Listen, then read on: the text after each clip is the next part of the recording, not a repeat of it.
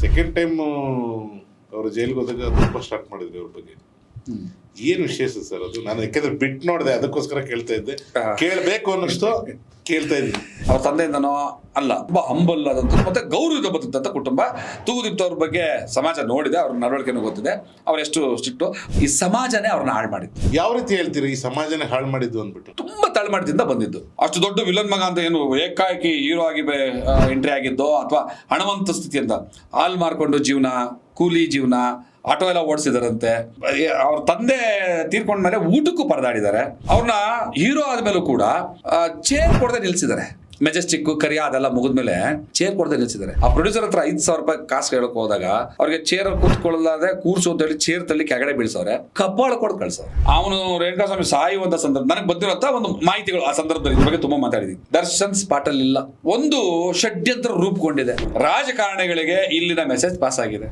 ನಡೀತಾ ಇದೆ. ಈ ಸರ್ಕಾರ ಉದ್ದೇಶಪೂರ್ವಕವಾಗಿ ದರ್ಶನ ಟಾರ್ಗೆಟ್ ಮಾಡ್ತಾ ಇದೆ ಅಂತ ನನಗೂ ಗೊತ್ತು, ನಿಮ್ಗೂ ಗೊತ್ತು, ಸಮಾಜಕ್ಕೆ ಗೊತ್ತು. ಸರ್ ನೀವು ಹೇಳಿದ್ರಿ ಯಾರೋ ಷಡ್ಯಂತ್ರ ಮಾಡ್ತಾ ಇದಾರೆ. ಯಾರು ಇರ್ಬೋದು ಸರ್? ಏನ್ ರೀಸನ್ ಏನಿರ್ಬೋದು? ಒಂದೇ ಸುಮಲತನ ಅಥವಾ ಬೇರೆ ಏನಾದ್ರು ರೀಸನ್? ಕಲ್ಲಡ್ಕ ಪ್ರಭಾಕರ್ ಭಟ್ರ ಮೇಲೆ ನಾವು ಯಾವುದೇ ಕ್ರಮಗಳನ್ನ ತಗೊಳ್ಳುವಂತ ಆಸಕ್ತಿನೇ ಇಲ್ಲ ಅಂತ ಅಫಿಡೇವಿಟ್ ಕೊಡುವಂತ ಸರ್ಕಾರ ಯಾಕೆ ಅಪೀಲ್ಗೆ ಹೋಗುತ್ತೆ? ರಾಜಕಾರಣ ಇದೆ ಇಲ್ಲಿ. ದರ್ಶನ್ ಅವ್ರನ್ನ ಹೆಂಗಾದ್ರೂ ಮಾಡಿ ನಾಶ ಮಾಡಿಬಿಡ್ಬೇಕು ಅನ್ನೋಂತ ದೊಡ್ಡ ಷಡ್ಯಂತ್ರ ರಾಜಕಾರಣ ಇದೆ. ಅದೇನು ಅಂತ ಆಮೇಲೆ ಹೇಳ್ತೀನಿ. ಸುಮಲತಾ ಅವರ ಗೆಲುವಿಗೋಸ್ಕರ ದರ್ಶನ್ ಅವರು ನನ್ನ ತಾಯಿ ಅಂತ ಜೊತೆಲಿ ನಿಂತಿದ್ದಕ್ಕೆ ಇವತ್ತು ಈ ಶಿಕ್ಷೆ. ಯಾರು ಇರ್ಬೋದು? ಆ ಮನುಷ್ಯನ ಹೆಸರು ಹೇಳ್ತಾ ಇಲ್ವಲ್ಲ ನೀವು, ಯಾರು ರಾಜಕಾರಣಿ ಅಂತ? ಬೇಲ್ ಕ್ಯಾನ್ಸಲ್ ಆಗ್ಬೇಕು ಅಂತ ಅಪೀಲ್ ಹೋಗಿ ಮಾಡಿಸುವಂತಹ, ಅದಕ್ಕೆ ಎಷ್ಟೋ ದುಡ್ಡು, ಸಿಕ್ಕಾಪಟ್ಟೆ ದುಡ್ಡು ಖರ್ಚಾಗಿದೆ. ಅದಕ್ಕೆ ಅಷ್ಟು ದುಡ್ಡು ಖರ್ಚು ಮಾಡಿ ಈ ಕೇಸ್ ನಡೆಸುವಂತ ಅಗತ್ಯ ಪೊಲೀಸ್ನವ್ರಿಗೆ ಏನಿರ್ಲಿಲ್ಲ, ಸರ್ಕಾರಕ್ಕೂ ಇರಲಿಲ್ಲ. ಯಾಕಿದೆ? ಮತ್ತೆ ಯಾಕೆ ಮಾಡಿದ್ರು?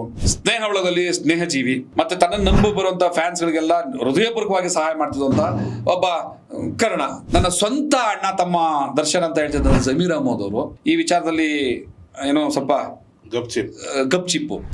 ಒಂದು 2 ತಿಂಗಳಾಯ್ತು, 3 ತಿಂಗಳಾಯ್ತು ಅನ್ಸುತ್ತೆ ಹೆಚ್ಚು ಕಡಿಮೆ ದರ್ಶನ್ ಕೇಸ್ ಸೆಕೆಂಡ್ ಟೈಮ್ ಜೈಲ್ಗೆ ಹೋದಲ್ಲ.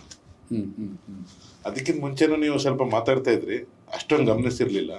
ಈ ಸೆಕೆಂಡ್ ಟೈಮ್ ಅವರು ಜೈಲ್ಗೆ ಹೋದಾಗ ತುಂಬಾ ಸ್ಟಾರ್ಟ್ ಮಾಡಿದ್ರಿ ಅವ್ರ ಬಗ್ಗೆ. ಏನ್ ವಿಶೇಷ ಸರ್ ಅದು? ನಾನು ಯಾಕೆಂದ್ರೆ ಬಿಟ್ಟು ನೋಡಿದೆ, ಅದಕ್ಕೋಸ್ಕರ ಕೇಳ್ತಾ ಇದ್ದೆ.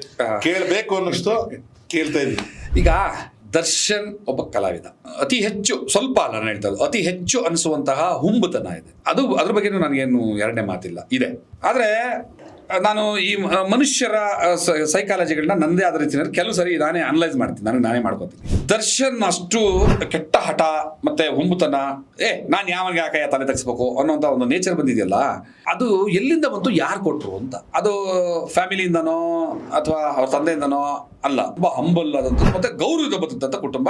ತೂಗುದೀಪ್ತ ಅವ್ರ ಬಗ್ಗೆ ಸಮಾಜ ನೋಡಿದೆ, ಅವ್ರ ನಡವಳಿಕೆನೂ ಗೊತ್ತಿದೆ, ಅವ್ರೆಷ್ಟು ಸ್ಟ್ರಿಕ್ಟು. ಮಕ್ಕಳನ್ನ ಹೆಂಗ್ ಬೆಳೆಸಿದ್ರು, ಸ್ಕೂಲ್ಗೆ ಹೋಗಿಲ್ಲ ಅಂದಾಗ ಹೆಂಗ್ ಹೊಡೆದು ಸರಿ ಮಾಡ್ತಿದ್ರು. ಆಮೇಲೆ ದರ್ಶನ್ ಅವರೇ ಹೇಳ್ಕೊಳ್ಳೋ ರೀತಿಯಲ್ಲಿ ಅಪ್ಪ ಎಷ್ಟು ಸರಿ ಬೆಡ್ ತಗೊಂಡು ಚಚ್ಚಿ ಬಿಸಾಕೋರು. ಇದು ಒಂದು ಫ್ಯಾಮಿಲಿ. ಇದೆಲ್ಲ ಮೀರಿ ದರ್ಶನ್ ಯಾಕೆ ಅಷ್ಟು ಆರವೆಂಟ್ ಆಗಿದ್ದು, ಯಾಕಷ್ಟು ರೆಬೆಲ್ ಆಗಿದ್ದು, ಯಾಕೆ ಯಾರಿಗೂ ಕೂಡ ಡೋಂಟ್ ಕೇರ್ ಮನಸ್ಥಿತಿ ಬಂದಿದ್ದು ಅಂತ ನೋಡುವಾಗ ನನಗೆ ಅರ್ಥ ಆಗಿದ್ದೇನು ಅಂತಂದ್ರೆ, ಈ ಸಮಾಜನೇ ಅವ್ರನ್ನ ಹಾಳು ಮಾಡಿದ್ದು. ಯಾವ ರೀತಿ ಹೇಳ್ತೀರಿ ಈ ಸಮಾಜನೇ ಹಾಳು ಮಾಡಿದ್ದು ಅಂದ್ಬಿಟ್ಟು? ಹೇಳ್ತೀನಿ. ದರ್ಶನ್ ಒಬ್ಬ ಫೇಮಸ್ ವಿಲನ್ ಆಕ್ಟರ್ ಮಗ ಆಗಿ ಬಂದ್ರು ಕೂಡ ಅವ್ರಿಗೆ ಕೆಲ್ಸಕ್ಕೆ ಬಂದಿದ್ದು ಲೈಟ್ ಬಾಯ್ ಆಗಿ, ಅಸಿಸ್ಟೆಂಟ್ ಡೈರೆಕ್ಟರ್ ಆಗಿ, ಸ್ಕ್ರಿಪ್ಟ್ ಸಹಾಯಕರಾಗಿ, ಮತ್ತೆ ನೀನಾಸಮಿಂದ ಕಲ್ತು ಬಂದಿದ್ದು ಅವ ಕಲಾವಿದನಾಗಿ ಎಂಟ್ರಿ ಆಗಿ ತುಂಬಾ ತಳಮಟ್ಟದಿಂದ ಬಂದಿದ್ದು. ಅಷ್ಟು ದೊಡ್ಡ ವಿಲನ್ ಮಗ ಅಂತ ಏನು ಏಕಾಏಕಿ ಹೀರೋ ಆಗಿ ಎಂಟ್ರಿ ಆಗಿದ್ದೋ, ಅಥವಾ ಹಣವಂತ ಸ್ಥಿತಿಯಿಂದ ಹಾಳು ಮಾರ್ಕೊಂಡು ಜೀವನ, ಕೂಲಿ ಜೀವನ, ಆಟೋ ಎಲ್ಲ ಓಡಿಸಿದಾರಂತೆ. ಅವ್ರ ತಂದೆ ತೀರ್ಕೊಂಡ್ಮೇಲೆ ಊಟಕ್ಕೂ ಪರದಾಡಿದ್ದಾರೆ. ಅವ್ರ ತಂದೆ ತೀರ್ಕೊಂಡ್ಮೇಲೆ ಏನೋ ಅಕ್ಕನ ಗಂಡ ಅವರು ಇವ್ರ ಕೈಲಿ ಕಾಸು ಕೊಟ್ಟು ಖರ್ಚು ಮಾಡಿಸ್ತಾ ಇದ್ರು. ಅದೆಲ್ಲ ಅವರ ಇದರಲ್ಲಿ ಇಂಟರ್ವ್ಯೂಗಳಲ್ಲಿ ನೋಡಿ ನಾನು ಕಲ್ತ್ಕೊಂಡಿರೋದು. ಅಷ್ಟು ಹಂಬಲ್ ಆದಂಥ ಒಬ್ಬ ಹುಡುಗ ರೆಬಲ್ ಆಗಬೇಕು ಅಂತಂದ್ರೆ, ತಾನು ಹೀರೋ ಆದ ನಂತರ ಕೂಡ ಅವ್ರನ್ನ ಒಬ್ಬ ಹೀರೋ ತರನೋ ಅಥವಾ ಅವ್ರ ನೈಸರ್ಗಿಕ ನ್ಯಾಯವಾಗಿ ಸಿಗಬೇಕಾದಂಥ ರೆಸ್ಪೆಕ್ಟ್ ಕೊಡಲಿಲ್ಲ. ಈ ಸಮಾಜ ಅಂದ್ರೆ ನಾನು ಹೇಳ್ತಿದ್ದು ಒಟ್ಟು ಟೋಟಲ್ ಸಮಾಜ. ಸಮಾಜಕ್ಕೂ ಆ ಫಿಲ್ಮ್ ಇಂಡಸ್ಟ್ರಿಗೂ ಸಂಬಂಧ ಇಲ್ಲ. ನಾವು ದುಡ್ಡು ಕೊಡ್ತೀವಿ, ಪಿಕ್ಚರ್ ನೋಡ್ತೀವಿ, ಮುಗಿದೋಯ್ತು. ನಾವೇನು ಅವ್ರ ಜೊತೆ ಇಂಟ್ರಾಕ್ಟ್ ಮಾಡೋದಿಲ್ಲ. ಆದ್ರೆ ಆ ಫಿಲ್ಮ್ ಇಂಡಸ್ಟ್ರಿ ಅನ್ನುವಂಥ ಸಮಾಜ ಅವ್ರನ್ನ ಎಷ್ಟು ನಿಕೃಷ್ಟವಾಗಿ ನಡ್ಸ್ಕೊಂಡಿದೆ ಅಂತಂದ್ರೆ, ಯಾಕೆ ಅಂತಂದ್ರೆ ನೆನ್ನೆ ಮೊನ್ನೆ ನಮ್ಮ ಜೊತೆ ಲೈಟ್ ಹೊರ್ತಿದ್ದವನು, ನಮ್ಮ ಜೊತೆ ಇದು ಮಾಡ್ತಿದ್ದವನು, ಇದು ಯಶೋರ್ವಾಗಿದೆ. ದರ್ಶನ್ ಮಾತ್ರ ಅಲ್ಲ ನಾನು ಹೇಳ್ತಾ ಇರೋದು, ಎಲ್ರಿಗೂ ತುಂಬಾ ಜನಕ್ಕೆ ಅನ್ವಯಿಸ್ತದೆ. ಯಾವುದು ಫಿಲಂ ಇಂಡಸ್ಟ್ರಿನಲ್ಲೇ ಬೆಳೆದು ಬಂತಹ ಪ್ರತಿಷ್ಠಿತ ಕುಟುಂಬಗಳು, ಡಾಕ್ಟರ್ ರಾಜ್ಕುಮಾರ್ ಅವರು ಕೂಡ ಎಷ್ಟೇ ದೊಡ್ಡರಾದ್ರೂ ಅವಮಾನ ಅನುಭವಿಸಿದ್ದಾರೆ. ಈ ಸಮಾಜನೇ ಹಂಗೆ, ಯಾರಾದ್ರೂ ಅವಮಾನ ಮಾಡಬೇಕು. ಆದ್ರೆ ಅದೆಲ್ಲದಕ್ಕಿಂತ ಹೆಚ್ಚಾಗಿ ದರ್ಶನ್ ಅವ್ರಿಗಾಗಿದ್ದೇನು ಅಂತಂದ್ರೆ, ಅವ್ರನ್ನ ಹೀರೋ ಆದ್ಮೇಲೂ ಕೂಡ ಚೇರ್ ಕೊಡದೆ ನಿಲ್ಸಿದ್ದಾರೆ. ಮೆಜೆಸ್ಟಿಕ್ ಕರಿಯ ಅದೆಲ್ಲ ಮುಗಿದ್ಮೇಲೆ ಚೇರ್ ಕೊಡದೆ ನಿಲ್ಸಿದ್ದಾರೆ. ಒಂದು 2 ವೀಲರ್ ತಗೊಳ್ಳೋಕೆ ಅವ್ರ ಶಕ್ತಿ ಇರಲಿಲ್ಲ ಒಬ್ಬ ಹೀರೋ ಆದ್ಮೇಲೂ ಕೂಡ. ಆವಾಗ ಇನ್ಯಾರೋ ಸಾನಟರ್ ತರ 2 ವೀಲರ್ಸ್ ಓಡಾಡೋದು ಈ ಸ್ಥಿತಿಲೆಲ್ಲ ಇದ್ದಾರೆ ಅಂತಂದ್ರೆ, ಹೀರೋ ಮಾಡಿದ್ರು ಕೂಡ ಆತನಿಗೆ ಒಂದು ಸ್ವಲ್ಪ ಪ್ರಮೋಟ್ ಮಾಡೋದು, ಗೌರವ ಕೊಡೋದು, ತಳ್ಳೋದು, ಸ್ವಲ್ಪ ಎಲ್ಲರೂ ಎಕ್ಸ್ಪೆಕ್ಟ್ ನಾನು ಹೀರೋ ಆದ್ಮೇಲೆ ನಾನು ಸ್ವಲ್ಪ ಒಂಚೂರು ಚೆನ್ನಾಗಿ ನೋಡ್ಲಿ, ಒಂದು ಖುಷಿ ಪಡ್ಲಿ, ಅದು ಸೆಲೆಬ್ರೇಷನ್ ಇಲ್ಲ. ಅವ್ನು ತುಂಬಾ ಕಷ್ಟ ನಡೆಸ್ಕೊಳ್ಳೋದು. ಆಮೇಲೆ ಪೇಮೆಂಟ್ ಅಂತ 5,000 ರೂಪಾಯಿ ದುಡ್ಡು ಕೊಡ್ಬೇಕಾಗಿರ್ತದೆ. ಅದು ಯಾವ ಪ್ರೊಡ್ಯೂಸರ್ ನನಗೂ ಗೊತ್ತಿಲ್ಲ. ಆ ಪ್ರೊಡ್ಯೂಸರ್ ಹತ್ರ 5,000 ರೂಪಾಯಿ ಕಾಸು ಹೇಳಕ್ ಹೋದಾಗ ಅವ್ರಿಗೆ ಚೇರ್ ಕೂತ್ಕೊಳ್ಳದೆ ಕೂರ್ಸು ಅಂತ ಹೇಳಿ ಚೇರ್ ತಳ್ಳಿ ಕೆಳಗಡೆ ಬೀಳ್ಸವ್ರೆ, ಕಪಾಳ ಕೊಡ್ ಕಳ್ಸವ್ರೆ. ಆ ಎಲ್ಲ ಈಗ ನನಗೆ ಕೆಲವು ಅವಮಾನಗಳು ನಾನು ಅನುಭವಿಸ್ ಬಂದಿದ್ದೀನಿ. ಅದು ನಾನು ಬೆಳೆದ ಮೇಲೆ ಅದ್ರ ಮೇಲೆ ಹೆಂಗ್ ಪ್ರತಿಕಾರ ಹುಟ್ಟುತ್ತೆ ಅಂತಂದ್ರೆ ತುಂಬಾ ತಾಳ್ಮೆ ಇರ್ಬೇಕು, ನಮ್ಗೆ ತಡಿಬೇಕು ಅದನ್ನ. ಅವತ್ತು ಅವಮಾನ ಮಾಡ್ತು ಅಂತ ನಾವು ಅವ್ರ ಮೇಲೆ ಎಗರಿ ಬಿಡಕ್ ಆಗಲ್ಲ. ಆದ್ರೆ ಎಲ್ರಿಗೂ ಕೂಡ ಇರಲ್ಲ. ಇಲ್ಲಿ ಎಲ್ಲರೂ ಮಹಾತ್ಮ ಗಾಂಧಿ ಅಲ್ಲ, ಎಲ್ಲ ಅಂಬೇಡ್ಕರ್ ಅಲ್ಲ, ಎಲ್ಲ ಅಲ್ಲ, ಎಲ್ಲ ಇದಲ್ಲ. ಸಹಜವಾದ ಮನುಷ್ಯರು ಇರ್ತೀವಿ ನಾವು. ಎಷ್ಟಂತ ಅವಮಾನ, ಎಷ್ಟು ಅವಮಾನಗಳು ಆಗ್ತಾ ನೋಡ್ತಾ ಈ ತರ ತುಂಬಾ ಇದೆ. ನಾನು ಎಲ್ಲ ಹೇಳ್ಬೇಕಂದ್ರೆ ತುಂಬಾ ದೊಡ್ಡ ಸೀರೀಸ್ ಆಗ್ತದೆ. ಸಿಕ್ಕಾಪಟ್ಟೆ ಅವಮಾನಗಳನ್ನ ಮಾಡಿ ಕೊನೆಗೆ ಎಲ್ಲ ಅವಮಾನಗಳನ್ನ ಮೀರಿ ಒಂದು ಲೆವೆಲ್ ಬಂದು ನಿಂತ್ಕೊಂಡಾದ್ಮೇಲೆ ಅವ್ರ ಫ್ಯಾಮಿಲಿನಲ್ಲಿ ಒಂದು ಗಲಾಟೆ ಆಗ್ಬಿಡ್ತದೆ. ತಪ್ಪು 1000 ಸರಿ ಕೇಳಿದ್ರು ನಾನು ಹೇಳ್ತೀನಿ ತಪ್ಪೆ. ಹೆಣ್ಣು ಮಕ್ಕಳ ಮೇಲೆ, ಹೆಂಡತಿ ಮೇಲೆ ಕೈ ಮಾಡಿ ಹೊಡೆದು ಏನೋ ಮಾಡಿದ್ರಲ್ಲ, ಯಾರು ಸಹಿಸ್ತಾರೆ? ತಪ್ಪೆ ಆಯ್ತು, ತಪ್ಪಾಗೋಯ್ತು. ಆ ತಪ್ಪಾದಾಗ ಎಷ್ಟು ಜನ ಬೆಳೆ ಬೀಸ್ಕೊಂಡ್ರು. ಈ ತರದ ತಪ್ಪು ಪ್ರತಿ ದಿವಸ ರಾಜಕಾರಣಿಗಳಿರ್ಲಿ, ಫಿಲ್ಮ್ ಆಕ್ಟರ್ ಇರ್ಲಿ, ಇಂಡಸ್ಟ್ರಿಯಲಿಸ್ಟ್ ಇರ್ಲಿ, ಅಥವಾ ಸಮಾಜದಲ್ಲಿ ಪ್ರತಿಷ್ಠಿತ ಬಿಸ್ನೆಸ್ ಮನ್ ಇರ್ಲಿ, ಈ ತರ ಲಕ್ಷಾಂತರ ಜನ ತಪ್ಪು ಮಾಡಿದವ್ರು ಇಲ್ಲಿ ಕಾಣ್ತಾವ್ರು ನಮಗೆ. ಅಲ್ಲ, ಅವರೊಬ್ರು ಸೆಲೆಬ್ರಿಟಿ, ಹಂಗಾಗಿ ನಾವು ಅವ್ರನ್ನ ಟಾರ್ಗೆಟ್ ಮಾಡ್ತೀವಿ. ಅದೇ ತರ ಸೆಲೆಬ್ರಿಟಿಗಳು ಈ ದೇಶದಲ್ಲಿ ಏನೇನು ಕಥೆಗಳಿದಾವೆ ಗೊತ್ತಾ? ಅಮಿತಾಬ್ ಬಚ್ಚನ್ ಕಾಲದಿಂದ ಹಿಡ್ಕೊಂಡು ಇಲ್ಲಿವರೆಗೂ ಬಂತು ಅಂದ್ರೆ ಇಂಥ ಲಕ್ಷ ಕಥೆಗಳು ಸಿಗ್ತವೆ. ಆದ್ರೆ ದರ್ಶನ್ ಅವ್ರನ್ನ ಅದು ಯಾಕೆ ಹಂಗೆ ಟಾರ್ಗೆಟ್ ಮಾಡ್ತೀವಿ ನನಗೆ ಅರ್ಥ ಆಗ್ತಿಲ್ಲ. ಬಹುಶಃ ಆತರ ಕೆಟ್ಟ ಸ್ವಾಭಿಮಾನ ಯಾರ ಮುಂದೆ ತಲೆ ತರಿಸೋದಿಲ್ಲ, ಮಗಂದು ಬಗ್ಗಿಸ್ಬೇಕು ಅನ್ನುವಂಥದ್ದು ಒಂದು ಮೆಂಟಾಲಿಟಿ ಏನೋ ಸೆಟ್ ಆಗಿರ್ತದೆ, ಉಟ್ಕೊಂಡ್ಬಿಟ್ಟಿದೆ. ಆ ಇನ್ಸಿಡೆಂಟ್ ಅಲ್ಲಿ ನಾನು ನೋಡ್ತಾ ಇದ್ದೀನಿ. ತಿಪ್ಪೆಗೆ ಹಾಕಿ ರುಬ್ಬಿ ಬಿಸಾಕಿ ಸಾಯಿಸ್ಬೋದು, ಎದಳ್ಳೇಬಾರ್ದು ಜೀವಮಾನದಲ್ಲಿ ಅಂತ. ಆಯ್ತು, ದರ್ಶನ್ ಅವಾಗೂ ಜೈಲ್ಗೆ ಹೋದ್ರ, ಜೈಲಿಂದ ಆಚೆ ಬಂದ ಮೇಲಾದ್ರೂ ಕೂಡ ಆ ಘಟನೆಯನ್ನ ಕ್ಷಮಿಸುವಂಥದ್ದು ಹೆಂಡ್ತಿನೇ ಕ್ಷಮಿಸಾಯ್ತು. ಒಂದು ಫ್ಯಾಮಿಲಿ ಅಂದ್ಮೇಲೆ ನಾನು ಹೇಳ್ತಾ ಇದ್ದೀನಿ, ದರ್ಶನ್ ಅವರು ಅವ್ರ ಮೇಲೆ ಕೈ ಮಾಡಿದ ತಪ್ಪು, ಅದು ಬೇರೆ ಮಾತು. ಬಂದ ಮೇಲೆ ಹೆಂಡ್ತಿನೇ ಗಂಡನ ಸ್ವೀಕಾರ ಮಾಡಿ ಒಟ್ಟಿಗಿದ್ಮೇಲೆ ಮತ್ತೆ ಆ ಥರದ ಇನ್ಸಿಡೆಂಟ್ ಏನು ಮುಂದುವರೆದಿಲ್ಲ. ಆಮೇಲೆ ಏನೋ ಗಲಾಟೆಗಳು ಅವು ಇವು. ಆದ್ರೆ ಸಮಾಜ, ಮೀಡಿಯಾ, ಫಿಲ್ಮ್ ಇಂಡಸ್ಟ್ರಿ ಇರುವಂತ ಕೆಲವರು ಏನ್ ಅವ್ರನ್ನ ವಿಲನ್ ಅಂತಾನೇ ಮಾಡಕ್ ಹೋಗ್ತಾ ಕೊನೆಗೆ ಏನಾಯ್ತು ಅದು ಅಂತಂದ್ರೆ, ಒಬ್ಬ ವ್ಯಕ್ತಿನ ನೀವು ಕಳ್ಳ ಅಂತ 100 ಸರಿ ಹೇಳ್ತಾ ಹೋದ್ರೆ, ಹೌದಾ ನಾನು ನಿಜವಾಗ್ಲೂ ಕಳ್ಳನಾ, ನಾನು ಮಾಡ್ತಾ ಇರೋದಲ್ಲ ಕಳ್ತಾನ, ನೀವು ಒಳ್ಳೆ ಕೆಲಸನೇ ಮಾಡ್ತಾ ಇರ್ತಾ, ಮತ್ತೆ ಹೇಳ್ತಾ ಓ ನಂದೇನೋ ತಪ್ಪಿರ್ಬೋದಾ ಅನ್ನೋ ಲೆವೆಲ್ ಬಂದು ಅದರಿಂದ ಆಚೆಗೆ ಬರುವಂತ ಫ್ರಸ್ಟ್ರೇಷನ್ ಅಲ್ಲಿ ಕೆಲವು ತಪ್ಪುಗಳಾಗ್ತಾ ಅವಾಗ ಇದಕ್ಕೆಲ್ಲ ಅಲ್ಲಲ್ಲ ಹೆಂಗಾಗುತ್ತೆ ಅದು ಅಂದ್ರೆ, ಇದಕ್ಕೆ ಕಾರಣ ನಂದು ಹೆಂಡತಿದ ಗಲಾಟೆ ಅಲ್ವಾ, ಇವಳಿಂದ ಅಲ್ವಾ. ಇದು ಅವ್ರಿಬ್ರು ಪಾಪ ಚೆನ್ನಾಗಿರಕ್ ಹೋದ್ರು ಕೂಡ ಸಮಾಜ ಬಿಡದೆ ಏನದು ಬೇಕಿಲ್ಲದಂತಹ ಮನಸ್ತಾಪದ ದ್ವೇಷ, ಕೋಪ ಹೆಂಡತಿ ಮೇಲೆ ಇವ್ರ ಒಳಗಡೆ ಹುಟ್ಟಿರ್ಬೋದು. ಅವಾಗ ಏನಾಗುತ್ತೆ, ನಾನು ಯಾರನ್ನೂ ಸಮರ್ಥನೆ ಮಾಡ್ತಾ ಇಲ್ಲ, ಸುಮ್ಮನೆ ಒಂದು ಅವ್ರ ಸೈಕಾಲಜಿ ಹೇಳ್ತಾ ಇದ್ದೀನಿ. ಏನಾಯ್ತು, ಅವ್ರ ಸವಾಸ, ಇವ್ರ ಸವಾಸ, ಕುಡ್ತಾ, ಮತ್ತೆ ಇನ್ನೇನೋ ಮತ್ತೆ ಇನ್ನೊಂದು ಸುತ್ತಮುತ್ತ ಇರೋರು, ಅಣ್ಣ ನೀನು ಮಾಡಿದ್ದಲ್ಲ ಸರ್, ನೀನು ಹೀರೋ, ನೀನು ತಪ್ಪೇ ಇಲ್ಲ, ನೀನು ಗ್ರೇಟ್, ಆತು ಈತು ಮಣ್ಣು ಮಸಿ ಅಂತ ಹೇಳ್ತಾ ತಪ್ಪು ಹೇಳೋರ ಜೊತೆಲಿಲ್ಲ. ಸಹಜವಾಗಿ ಅದ್ಭುತವಾದಂಥ ಮನುಷ್ಯ ದರ್ಶನ್ ಅವರು. ವಾತಾವರಣ, ಹೊರಗಡೆಯಿಂದ ಬರ್ತಾ ಇರೋಂಥ ಒತ್ತಡ, ಬೇಕಿಲ್ಲದೆ ಇರುವಂಥ ನಿಂದನೆ ತನ್ನೊಳಗಡೆ ಇದು ಮಾಡಿ ಕೊನೆಗೆ ಯಾಕ ಒಳಬಂಗ ನಮ್ಮ ಅಕ್ಕ ಆ ಲೆವೆಲ್ಗೆ ಲ್ಯಾಂಗ್ವೇಜ್ ಹೋಯ್ತು. ಕೊನೆಗೆ ಅದೆಲ್ಲಿ ಬಂತು, ರೇಣುಕಾ ಸ್ವಾಮಿ ಮರ್ಡರ್ ಕೇಸು, ಒಂದು ಹೆಣ್ಣಿನ ಸಾವಾಸ. ನೀವು ಲ್ಯಾಂಗ್ವೇಜ್ ಬಗ್ಗೆ ಮಾತಾಡ್ತಾ ಇದ್ರಿ, ಲ್ಯಾಂಗ್ವೇಜ್ ಪತ್ರಕರ್ತರೆ ಒಬ್ರು ಪತ್ರಕರ್ತರೆ ಅದೇ ನಾನು ಎಲ್ಲರೂ ಬಿಚ್ಚ ಹೇಳೋದು ಬೇಡ ಅಂತ. ಯಾಕೆ ಅದೇ ಅವರು ಪತ್ರಕರ್ತರಿಗೆ ಯಾಕಂಗೆ ಮುಗಿಬಿದ್ರು ಅಂತಂದ್ರೆ, ನಾನು ಎಲ್ಲೂ ಬಿಡಲು ಏನಪ್ಪ ಯಾರು ಮಾಡಿದ್ರೆ ತಪ್ಪು ಮಾಡ್ತಾ ಇದ್ದೀರಾ, ನಾನು ಯಾಕೆ ಅನ್ನೋ ವಿಚಾರದಲ್ಲಿ ಅವರು ಏನ್ರಿ ಮೀಡಿಯಾ ಅನ್ನೋದೇನೋ ಮಾಡಿ ಲ್ಯಾಂಗ್ವೇಜ್ ಉಪಯೋಗಿಸಿದ್ರು. ಅವ್ರು ಉಪಯೋಗಿಸಿದ ಲ್ಯಾಂಗ್ವೇಜ್ ನಾನು ಸಮರ್ಥನೆ ಮಾಡಲ್ಲ, ನಾನು ಒಪ್ಪಲ್ಲ. ಯಾಕಂದ್ರೆ ನಾನೊಬ್ಬ ಮೀಡಿಯಾ ಬಂದಿದ್ದೀನಿ, ಎಲ್ರಿಗೂ ಅನ್ವಯಿಸ್ತದೆ, ಅವ್ರು ಬೈದಿದ್ದು ಎಲ್ರಿಗೂ ಅನ್ವಯಿಸ್ತದೆ, ನನಗೂ ಅನ್ವಯಿಸ್ತದೆ. ಸೊ ನಾವು ಮಾತಾಡಬಾರ್ದು, ಅವ್ರು ಮಾತಾಡೋದು. ಆದ್ರೆ ಒಬ್ಬ ಮನುಷ್ಯನ ಪ್ರವೋಕ್ ಮಾಡೋದಿದೆಯಲ್ಲ, ನೀವು ಅಲ್ಲಿಗೆ ಕೆಣಕ್ತಾ ಮನುಷ್ಯ ತಾಳ್ಮೆಗೆಟ್ಟವನು, ತಾಳ್ಮೆ ಇರೋ ಮನುಷ್ಯ ಅಲ್ಲ. ಇಡೀ ಜಗತ್ತಲ್ಲಿ ಅತ್ಯಂತ ಡೇಂಜರ್ ಪ್ರಾಣಿ ಅವನ ಇದ್ರೆ ಅದು ಮನುಷ್ಯನೇ. ಹುಲಿಗಳು, ಮನೆ ಸಫಾರಿಗೆ ಹೋಗಿದ್ದೆ, ನಾನು ಕೇಳಿದೆ, ಅಲ್ಲ ಇಲ್ಲಿ ಓಪನ್ ಜಿಪ್ಪಲ್ಲಿ ಕರ್ಕೊಂಡ್ ಬರ್ತಾವ್ರೆ, ಓಪನ್ ಆಗಿದ್ವಿ ನಾವು, ಯಾಕಂದ್ರೆ ಮೈ ಮೇಲೆ ಬಂದ್ಬಿಡ್ತದೆ. ಏನ್ ಹಿಂಗೆ ಕರ್ಕೊಂಡು ಹೋಗ್ತಿದ್ರಿ ಅಂತಂದ್ರೆ, ನಿಮ್ಮ ನೋಡಿ ಫಸ್ಟ್ ಅದು ಓಡೋತದೆ, ನಾವು ಓಡೋಗ್ಬೇಕಾಗಿಲ್ಲ, ನಮ್ಮನ್ನು ಕಾಟದ ಭಯ ಬೋಲೆ ಡೇಂಜರ್ಗಳು ನಾವು ಅಂತ. ಕೆಟ್ಟ ಪ್ರಾಣಿ, ಒಳ್ಳೆದಾಗ ಆಕ್ಟ್ ಮಾಡ್ತೀವಿ ಅಷ್ಟೇ ಮನುಷ್ಯರು. ಸೊ ಹಿಂಗಿರುವಾಗ ನೀವು ಅವನು ಪ್ರವೋಕ್ ಮಾಡ್ತಾ ಕೆಡ್ದಾಗ ನಡ್ಕೊಳಲ್ವಾ? ಮನುಷ್ಯನೊಳಗಡೆ ಒಳ್ಳೇದು ಎಷ್ಟಿದೆ, ಕೆಟ್ಟದು ಅಷ್ಟೇ ಇದೆ. ಕೆಟ್ಟದನ್ನ ಅಮುಕುವಷ್ಟು ಪ್ರಯತ್ನ, ಅದನ್ನ ಅಲ್ಲೇ ತುಳಿದು ನಾಶ ಮಾಡಿಬಿಡ್ಬೇಕು, ಒಳ್ಳೇದನ್ನ ಹೊರಗೆ ತರಬೇಕು. ಇವ್ರು ಏನ್ ಮಾಡಿದ್ರು, ಅದನ್ನ ಒಳ್ಳೆದನದ ಮೇಲೆ ದಾಳಿ ಮಾಡಿ ಆ ಕೆಟ್ಟದ್ದು ಒಳ್ಳೇದು ಎರಡು ಮಿಕ್ಸ್ ಮಾಡಿ ಆಚೆ ಬರಂಗ್ ಮಾಡಿದ್ರು. ಆಯ್ತು, ಆ ಕೊಲೆ ಪ್ರಕರಣ ಒಂದು ನಡೀತಲ್ಲ, ಯಾರಾದ್ರೂ ನಾವು ಯೋಚನೆ ಮಾಡೋಣ, ಏನು ಕರೆದ್ಬಿಟ್ಟು ಹೊಡೆದ್ಬಿಟ್ಟು ಸಾಯಿಸ್ಬಿಡ್ಬೇಕು ಅನ್ನಂಗೆ ಇದ್ದಿದ್ರೆ ದರ್ಶನ್ ತಾನು ಬಂದ್ ಮಾಡ್ಬೇಕಾ? ಒಂದು ಇನ್ಸಿಡೆಂಟ್ ನಡೆದಿದೆ, ಅದು ನನಗೆ ಹೇಳೋದು, ದರ್ಶನ್ ಸ್ವಲ್ಪ ಬುದ್ಧಿವಂತ ಆಗಿದ್ರೆ ಆ ಲೋಕಲ್ ಪೊಲೀಸ್ನವ್ರಿಗೆ ಯಾರಿಗಾದ್ರೂ ಗೊತ್ತಿರೋರಿಗೆ ಹೇಳಿಸಿ ಆತನ ಕರೆಸಿ ಬುದ್ಧಿ ಹೇಳಿಸಿ ಅಥವಾ ಒಂದು 2 ಏಟ್ ಕೊಡ್ಸಿ ಅಲ್ಲೇ ಕಳ್ಸಿದ್ರೆ ಮುಗಿದೋಗಿತ್ತು. ತುಂಬ ದೊಡ್ಡ ವಿಚಾರ ಏನಲ್ಲ. ಅವನ್ ಯಾರೋ ಪುಣ್ಯ ದೊಡ್ಡ ಇದೊಂದು ಕರ್ಸ್ಕೊಂಡು ಮಾಡಿ ಕೊನೆಗೆ ಅವ್ನ ಜೀವ ಹೋಯ್ತು. ಆ ಜೀವ ಹೋಗಿದ್ದನ್ನ ಯಾರಿಗಾದ್ರೂ ಇವಾಗ ಅವ್ರ ಕುಟುಂಬಕ್ಕೆ ಯಾರೋ ಆಗೋದು. ಅದು ಬಹುಶಃ ನನಗೆ ಇರುವಂತಹ ನಿಖರವಾದ ಮಾಹಿತಿಗಳನ್ನ ಈಗ ಹೇಳ್ತೀನಿ ನಾನು. ಆತ ಸಾಯುವಂತ ಸಂದರ್ಭದಲ್ಲಿ ದರ್ಶನ್ ಕೋಪದಿಂದ ಬಂದಿರ್ಬೋದು, ಒಂದು 2 ಏಟ್ ಹೊಡೆದಿರ್ಬೋದು, ಹೋಗ್ಬಿಟ್ಟಿರ್ಬೋದು ಅಷ್ಟೇ. ಅವನು ರೇಣುಕಾಸ್ವಾಮಿ ಸಾಯುವಂತ ಸಂದರ್ಭ ನನಗೆ ಬಂದಿರುವಂತ ಒಂದು ಮಾಹಿತಿಗಳು ಆ ಸಂದರ್ಭದಲ್ಲಿ ಇದ್ರ ಬಗ್ಗೆ ತುಂಬಾ ಮಾತಾಡಿದೀನಿ. ದರ್ಶನ್ ಸ್ಪಾಟ್ ಅಲ್ಲಿ ಇಲ್ಲ, ಒಂದು ಷಡ್ಯಂತ್ರ ರೂಪುಗೊಂಡಿದೆ. ಅಲ್ಲೊಂದು ಷಡ್ಯಂತ್ರ ರೂಪುಗೊಂಡಿದೆ. ಯಾವಾಗ ಅವನ್ನ ಕರ್ಕೊಂಡ್ ಬಂದಿದ್ದಾರೆ, ದರ್ಶನ್ ಅಲ್ಲಿ ಹೋಗಿ ಅವನಿಗೆ ಬುದ್ಧಿ ಹೇಳೋಂಥ ಕೆಲಸವನ್ನ ಮಾಡಿದ್ದಾರೆ. ಯಾರೋ ಕೆಲವು ಸರಿ ನೈವಂಚಕರು ಮತ್ತೆ ಜೊತೆಲಿ ಇರೋದು ಇದ್ದೇ ಇರ್ತದೆ. ರಾಜಕಾರಣಿಗಳಿಗೆ ಇಲ್ಲಿನ ಮೆಸೇಜ್ ಪಾಸ್ ಆಗಿದೆ, ನಡೀತಾ ಇದೆ. ಅದ್ ಹೆಂಗಿದೆ ಅಂತಂದ್ರೆ ಲೈವ್ ಪ್ರೋಗ್ರಾಮ್. ಈಗ ನಾನು ಇವ್ ಮಾತಾಡ್ತಾ ಫೇಸ್ಬುಕ್ ಲೈವ್ ಹೋಗುತ್ತಲ್ಲ, ಹಂಗೆ ಲೈವ್ ಕಳಿಸ್ದಂಗೆ ಮೆಸೇಜ್ಗಳು ಪಾಸ್ ಟಕ ಟಕ ಟಕ ಟಕ ಟಕ ಮೆಸೇಜ್ ಹಂಗೆ. ಆ ಟೈಮಲ್ಲಿ ಆ ಲೊಕೇಶನ್ ಅಲ್ಲಿ ಯಾರ್ಯಾರ ಫೋನ್ಗಳು ಏನೇನಾಗಿದೆ ಚೆಕ್ ಮಾಡಿದ್ರೆ ಬಹುಶಃ ಸಿಗ್ತದೆ. ಈ ಸರ್ಕಾರ ಉದ್ದೇಶಪೂರ್ವಕವಾಗಿ ದರ್ಶನ ಟಾರ್ಗೆಟ್ ಮಾಡ್ತಾ ಇದೆ ಅಂತ ನನಗೂ ಗೊತ್ತು, ನಿಮ್ಗೂ ಗೊತ್ತು, ಸಮಾಜಕ್ಕೆ ಗೊತ್ತು. ಯಾಕಂದ್ರೆ ಅಪೀಲ್ ಹಾಕುವಂಥದ್ದು ಏನಲ್ಲ ಅದು. ಇಲ್ಲಿ ಬೇಲ್ ಸಿಕ್ಕಿದ ಮೇಲೆ ಸುಮ್ಮನೆ ಇಂಥ ಎಷ್ಟೋ 1000 ಪ್ರಕರಣಗಳು ಅಪೀಲ್ ಹಾಕಿದ್ರ ಹಂಗ್ ತೆಗಿಯಕ್ ಹೋದ್ರೆ ಎಷ್ಟೆಷ್ಟೋ ಪ್ರಕರಣಗಳನ್ನ ಎಂತ ಮಠಾಧೀಶನೆಲ್ಲ ನಾನು ಇಲ್ಲೇ ತೆಗೆದಿರ್ತೀನಿ. ಯಾಕೆ ಅವ್ರಿಗೆ ಅಪೀಲ್ ಆಗಲ್ಲ ಅಂತ. ಕಲ್ಲಡ್ಕ ಪ್ರಭಾಕರ್ ಭಟ್ರ ಮೇಲೆ ನಾವು ಯಾವುದೇ ಕ್ರಮಗಳನ್ನ ತಗೊಳ್ಳುವಂತ ಆಸಕ್ತಿನೇ ಇಲ್ಲ ಅಂತ ಅಫಿಡೇವಿಟ್ ಕೊಡುವಂತ ಸರ್ಕಾರ ಯಾಕೆ ಅಪೀಲ್ಗೆ ಹೋಗುತ್ತೆ? ರಾಜಕಾರಣ ಇದೆ ಇಲ್ಲಿ. ದರ್ಶನ್ ಅವ್ರನ್ನ ಹೆಂಗಾದ್ರೂ ಮಾಡಿ ನಾಶ ಮಾಡ್ಬಿಡ್ಬೇಕು ಅನ್ನೋಂತ ದೊಡ್ಡ ಷಡ್ಯಂತ್ರದ ರಾಜಕಾರಣ ಇದೆ. ಅದೇನು ಅಂತ ಆಮೇಲೆ ಹೇಳ್ತೀನಿ. ಅಲ್ಲಿ ಬಂದಲ್ಲ, ಅದಾದ್ಮೇಲೆ ದರ್ಶನ್ ಹೊರಗಡೆ ಹೋಗಿದ್ದಾರೆ. ನನ್ಗೆ ಗೊತ್ತಿರೋ ನನ್ನ ನಂಬಿಕೆ ಅದು. ಹೊರಗಡೆ ಹೋಗಿದ್ದಾರೆ. ಅದಾದ್ಮೇಲೆ ಅವನ್ನ ಹೊಡೆದು ಸಾಯಿಸೋ ಕೆಲಸ ಆಗಿದೆ. ಸಾಯಿಸ್ಬೇಕು ಅಂತಾನೆ ಹೊಡೆದಿದಾರ ಅಥವಾ ಜಾಸ್ತಿ ಹೊಡೆದು ಏನೋ ಮಾಡ್ಬೇಕು ಅಂತ ಹೋಗಿದಾರ, ಅದಂತೂ ಆಗಿದೆ. ತಗೊಂಡೋಗಿ ಆಮೇಲೆ ಬಿಸಾಕೋದು ಅದೆಲ್ಲ ಆಗಿದೆ. ಸ್ಟೇಷನ್ ತನ್ನ ಮೇಲೆ ಬರ್ತದೆ ಅನ್ನೋ ಕಾರಣಕ್ಕೆ ಅದರ ಮುಚ್ಚಾಕ ಪ್ರಯತ್ನ ಏನೋ ದರ್ಶನ್ ಮಾಡಲ್ಲ, ಅದು ತಪ್ಪು. ಆಗೋಯ್ತು. ಆದ್ಮೇಲೆ ಏನ್ ಮಾಡಕ್ಕಾಗ್ತದೆ? ಇರೋ ವಿಷಯನೇ ಹೇಳ್ಬೇಕಿತ್ತು.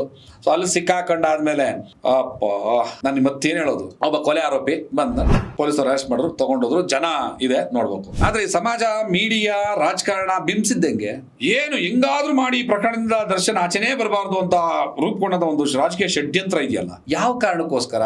ಸುಮಲತಾ ಅವರ ಗೆಲುವಿಗೋಸ್ಕರ ದರ್ಶನ್ ಅವರು ನನ್ನ ತಾಯಿ ಅಂತ ಜೊತೆಲಿ ನಿಂತಿದ್ದಕ್ಕೆ ಇವತ್ತು ಈ ಶಿಕ್ಷೆ. ನನ್ನ ಮಾನಸ ಪುತ್ರ, ನನ್ನ ಸ್ವಂತ ಮಗ, ನನ್ನ ಮಗನಿಗಿನ್ನ ಹೆಚ್ಚು ಸುಮಲತಾ ಅವ್ರು ಏನ್ ಮಾತಾಡಿದ್ರಲ್ಲ, ಎಲ್ಲೋದ್ರು ಅವ್ರ ಕಷ್ಟದಲ್ಲಿ ಜೊತೆಲಿ. ಮತ್ತೆ ಇವತ್ತು ದರ್ಶನ್ ಏನಾದ್ರೂ ಶಿಕ್ಷೆ ಅನುಭವಿಸ್ತಾ ಇದ್ರೆ, ಏನಾದ್ರೂ ಷಡ್ಯಂತ್ರಗಳಿಗೆ ಬಲಿಯಾಗಿದ್ರೆ, ಏನಾದ್ರೂ ಅನ್ಯಾಯ ಮುಂದೆ ಏನಾದ್ರು ಅನಾಹುತಗಳಾದ್ರೆ ಅದಕ್ಕೆ ಕಾರಣ ಸುಮಲತಾ ಅವ್ರ ಜೊತೆನಲ್ಲಿ ಇವರು ನಿಂತಿದ್ದಕ್ಕೆ. ಇವರು ರಾಜಕಾರಣದಲ್ಲಿ ಅವ್ರು ನಿಂತರು.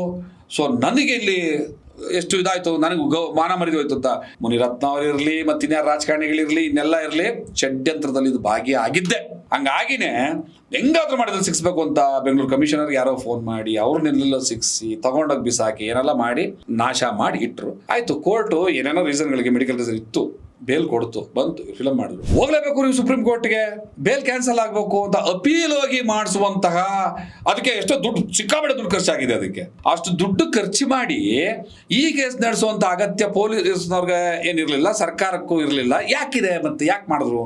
ಇದಕ್ಕಿಂತಲೂ 1000 ಪಟ್ಟು ಅಪಾಯಕಾರಿ, ಇದಕ್ಕಿಂತಲೂ 1000 ಪಟ್ಟು ಸಮಾಜಘಾತಕ, ಇದಕ್ಕಿಂತಲೂ 1000 ಪಟ್ಟು ಶಾಂತಿ ಭಂಗ ಮಾಡುವಂತಹ ವಿಧ್ವಂಸಕ ವ್ಯಕ್ತಿಗಳು, ಶಕ್ತಿಗಳು ಈ ಸಮಾಜದಲ್ಲಿರುವಾಗ ಒಂದು ಅಪೀಲ್ ಹೋಗದೆ ಇರುವಂತ ಈ ಸರ್ಕಾರ ಒಂದು ಸಣ್ಣ ಕೊಲೆ ವಿಚಾರದಲ್ಲಿ ಅಪೀಲ್ ಹೋಗಿ ಸಿಗಿಸ್ತಾರೆ ಅಂತಂದ್ರೆ, ನಾಳೆ ದಿನ ಈ ಕೇಸಲ್ಲಿ ಏನೆಲ್ಲ ರೆಕಾರ್ಡ್ಗಳು ಬಿಲ್ಡಪ್ ಆಗಿದಾವೋ, ಆಮೇಲೆ ದರ್ಶನ್ ಕೂತಿದ್ ಸೆಲ್ ಒಳಗಡೆ ಏನ್ ಮಾಡಿದ್ರು ಅಂತ ನಾನು ಹಿಂಗಿರ್ಲಿ ಹೆಂಗ್ ಗೊತ್ತಾಗುತ್ತೆ? ದರ್ಶನ್ ಇಷ್ಟು ಗಂಟೆಗೆ ಅಂದ್ರು, ಇಷ್ಟು ಗಂಟೆ ಕೂತ್ರು, ಹೇಳಿ ಹೇಳಿ ಹೇಳಿ ಹೇಳಿ ಹೇಳಿ ಹೇಳಿ ಈ ಸಮಾಜದಲ್ಲಿ ನಾನು ಯಾಕಾದ್ರೂ ಇರ್ಬೇಕಪ್ಪ ಅಂತ ದರ್ಶನ್ ಯೋಚನೆ ಮಾಡೋ ಮಟ್ಟಕ್ಕೆ ತಗೊಂಡ್ಬಂದು ನಿಲ್ಸಿದ್ಮೇಲೆ ಬಹುಶಃ ಆ ಮನುಷ್ಯನಿಗೆ ಈಗ ಏನ್ ಮೆಂಟಲಿ ಏನಾಗಿರ್ಬೋದು, ಏನ್ ಯೋಚನೆ ಮಾಡ್ತಿರ್ಬೋದು, ಇದೆಲ್ಲವನ್ನು ತೊಡೆದು ಆಚೆ ಗೆದ್ದು ಬರ್ತೀನಿ ಅನ್ನುವಂತ ಆತ್ಮಸ್ಥೈರ್ಯ ಏನಾದ್ರು ಹುಡ್ತಾ ಇದೆಯಾ? ಕೆಲವು ಸರಿ ಒಂಟಿತನ ಅನ್ನೋದು ಬಹಳ ದೊಡ್ಡ ಶಕ್ತಿ. ನಿಜ.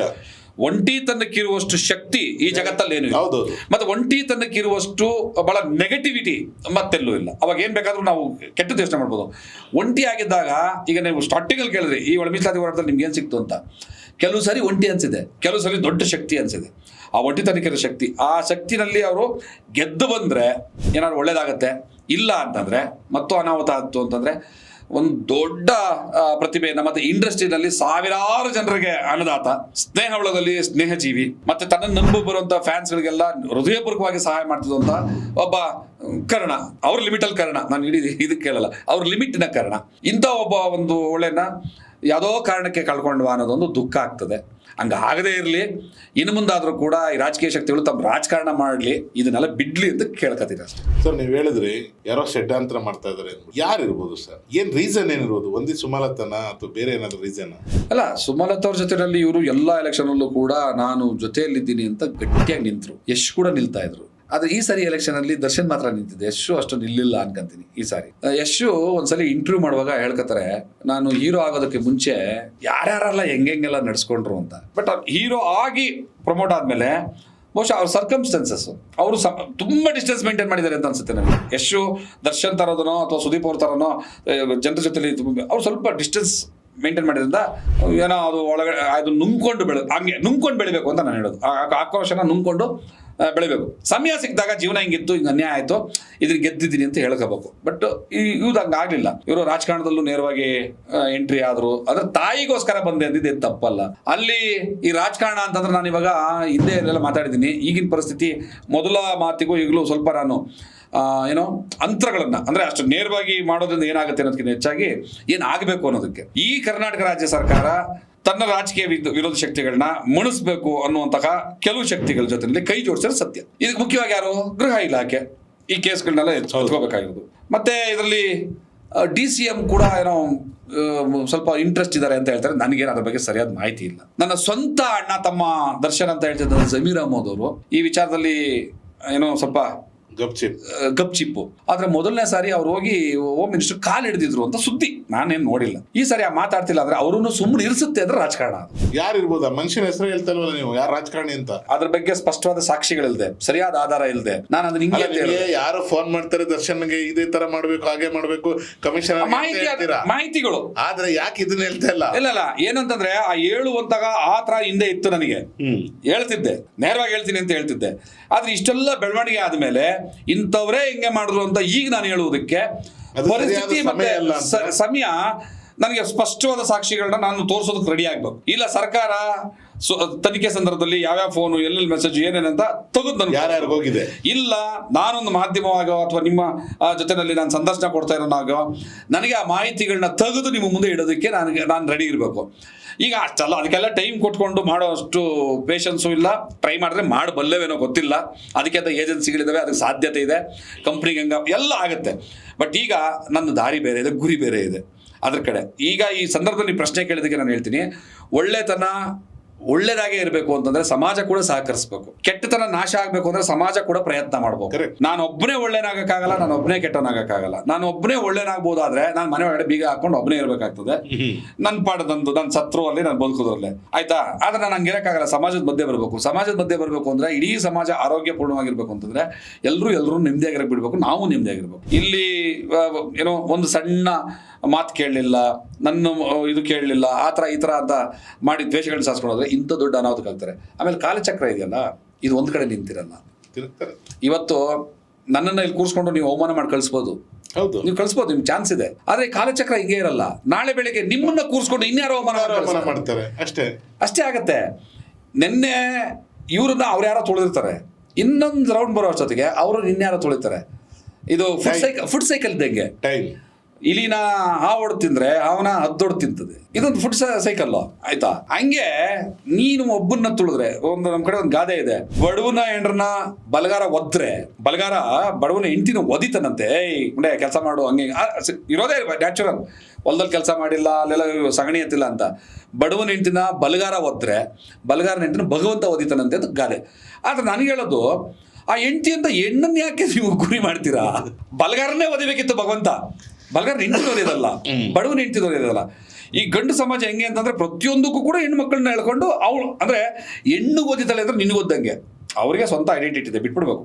ನಾನಾದ್ರೆ ಹಿಂಗೆ ಚೇಂಜ್ ಮಾಡೋಣ, ಬಡವನ್ನ ಬಲಗಾರ ಹೋದ್ರೆ ಬಲಗಾರನ ಭಗವಂತ ಓದಿತಾನೆ. ಇದು ನ್ಯಾಚುರಲ್ ಜಸ್ಟಿಸ್. ಇದಾಗತ್ತೆ, ಅನುಭವ ಆಗ್ತಾ ಇರ್ಬೋದು ಕೆಲವು, ಖಂಡಿತ ಆಗತ್ತೆ. ಅಲ್ಲ, ಕೆಲವೊಂದು ಅನುಭವ ಆಗ್ತಾ ಇರ್ಬೋದು ಕೆಲವೊಬ್ರಿಗೆ, ಆಗ್ತಾ ಇರುತ್ತೆ, ಖಂಡಿತ ಎಲ್ರಿಗೂ ಆಗ್ತಾ ಇರ್ತದೆ. ನಾನು ಎಷ್ಟೋ ಜನ ತೋರಿಸಿದ್ದೀನಿ, ನನಗೂ ಎಷ್ಟೋ ಜನ ತೋರಿಸಿದ್ದಾರೆ. ಅದೇ ನ್ಯಾಚುರಲ್ ಅದು. ನಾನು ತಪ್ಪು ಮಾಡಿರ್ತೀನಿ, ಆ ತಪ್ಪನ್ನ ಅರಿವು ಇನ್ಯಾವ ನನಗೆ ಬೆಳೆದ ದೊಡ್ಡನಾದ್ಮೇಲೆ ಅವತ್ತು ಹಿಂಗೆ ಅಂದಿದ್ದೆ ನೋಡಿ ಹಿಂಗಾಗಿದೆ ಅಂತ ನನಗೆ ತೋರಿಸಿರ್ತಾನೆ. ನನಗೆ ಯಾರೋ ಬಹಿಷ್ಕಾರ ಹಾಕಕ್ಕೆ ಬಂದಿದ್ರು, ನಿಮ್ಮನ್ನೆಲ್ಲ ಮೂಲೆಗೆ ಹೆಂಗೆ ಹಾಕೋದು ಅಂತ ಗೊತ್ತು, ನಾನು ಗಟ್ಟಿಯಾಗಿ ನಿಂತ್ಕೋಬೇಕು ಅಂತ ನಿಂತಿದ್ದೀನಿ. ಮತ್ತಿನ್ಯಾವತ್ತು ದಿವಸ ನಾನು ಅಲ್ಲಿಗೆ ಹೋಗ್ಬೋದು, ಮತ್ತಿನ್ಯಾರೋ ಬರ್ಬೋದು. ಈ ಸೈಕಲ್ಲು ದರ್ಶನ್ ಅವ್ರಿಗೆ ಒಳ್ಳೇದಾಗಲಿ. ಅವ್ರು ಹೊರಗಡೆ ಬಂದ ಮೇಲೆ ಈ ಥರದ ಒಂದು ದುಷ್ಟವಾದ ಸರ್ಕಮ್ಸ್ಟೆನ್ಸಸ್ಸು ಮತ್ತು ಕೆಟ್ಟ ರಾಜಕಾರಣಕ್ಕೆ ಅವ್ರು ಬಲಿಯಾಗದೇ ಇರಲಿ, ಸಾಧ್ಯ ಆದರೆ ಅವರೇ ರಾಜಕಾರಣಕ್ಕೆ ಹೋಗಲಿ. ಕಲಾವಿದರು ರಾಜಕಾರಣವನ್ನು ಮಾಡೋದು ತಮಿಳುನಾಡು ಆಂಧ್ರದಲ್ಲಿ ಅಂತ ಏನಲ್ಲ, ಇಂಡಿಯಾದಲ್ಲೂ ಕೂಡ ಸ್ಟ್ರಾಂಗ್ ಆಗತ್ತೆ ಅಂತ ಅವರಿಂದ ಅದು ಬರೀಲಿ, ಒಳ್ಳೆತನ ಮಾತ್ರ ಇರಲಿ. ಅವರು ನೊಂದು ಬೆಂದು ಏನೆಲ್ಲ ಬಂದಿದ್ರಲ್ಲ ಅದು ದೊಡ್ಡ ಪಾಠವಾಗಲಿ, ಇನ್ನು ಮುಂದೆ ಆಗದೆ ಇರೋ ರೀತಿಯಿಂದ ಅವರು ನಡ್ಕೊಳ್ಳಿ ಅಂತ ಕೇಳ್ಕೊತೀನಿ. Yes sir, thank you very much. ಹೆಚ್ಚಿನ ವಿಡಿಯೋಗಳಿಗೆ ಪ್ರತಿಧ್ವನಿ ಯೂಟ್ಯೂಬ್ ಚಾನೆಲ್ ಸಬ್ಸ್ಕ್ರೈಬ್ ಮಾಡಿ, ಬೆಲ್ ಐಕಾನ್ ಕ್ಲಿಕ್ ಮಾಡಿ.